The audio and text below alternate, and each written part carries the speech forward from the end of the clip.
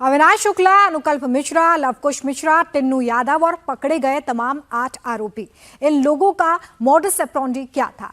कैसे राम मंदिर में चोरी करते थे? चोरी का पता कैसे लगा? कुल कितना पैसा चुराया गया? हीरों के हार, सोने के मुकुट, चांदी की ईंटें, ये सारा सामान कहाँ है? इन सब चीजों की एक्सक्लूसिव डिटेल हम आपको आगे बताएंगे। ये पूरी कहानी दरअसल जून के पहले हफ्ते में शुरू हुई। मंदिर परिसर में जहां पर दान पात्र खोले जाते थे, उनमें भरे नोट टेबल पर उल्टे जाते थे। इस कमरे में 4 टेबल्स लगी हुई थी। एक मेन टेबल है जहां पर गिनती होती थी। इस टेबल के चारों तरफ कुर्सियां लगाई हुई थी, जिस पर बैठकर नोट गिनकर बंडल क्रिएट किए जाते थे, बंडल बनाए जाते थे और यहीं पर चोरी भी होती थी। इस कमरे में एक शिफ्ट में 22 लोग हुआ करते थे। किसी की चेकिंग नहीं होती थी।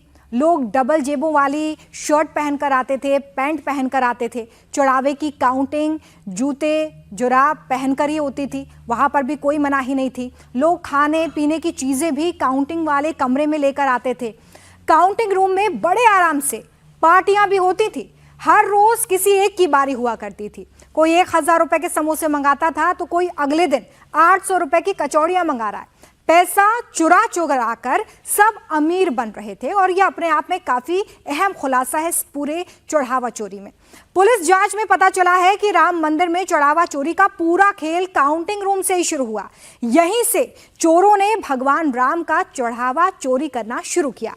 काउंटिंग रूम में पहले दिन से ही इन्होंने किसी भी नियम कायदे का बिल्कुल पालन नहीं किया। चेकिंग बिना जेब वाले कपड़े, काउंटिंग रूम में खाने पर पाबंदी, बीच बीच में बाहर जाने पर रोक, हर रूल यहां पर तोड़ा गया, जिसकी वजह से ये चढ़ावा चोरी हुई। राम मंदिर में महापाप करके ये चोर करोड़पति बन गए और इसलिए हर दिन हजारों रुपए उड़ाते थे। जब टेबल पर दान पात्र खाली किए जाते थे तो सामने नोटों के ढेर होते थे। गिनती करवाने की जिम्मेदारी अनिल मिश्रा को दी गई थी। चढ़ावे की गिनती करने वाले अनिल मिश्रा के रिश्तेदारी थे, टिन्नू यादव के करीबी थे। निगरानी करने की जिम्मेदारी सुभाष श्रीवास्तव के कंधों पर थी, जो अनिल मिश्रा का ही आदमी था।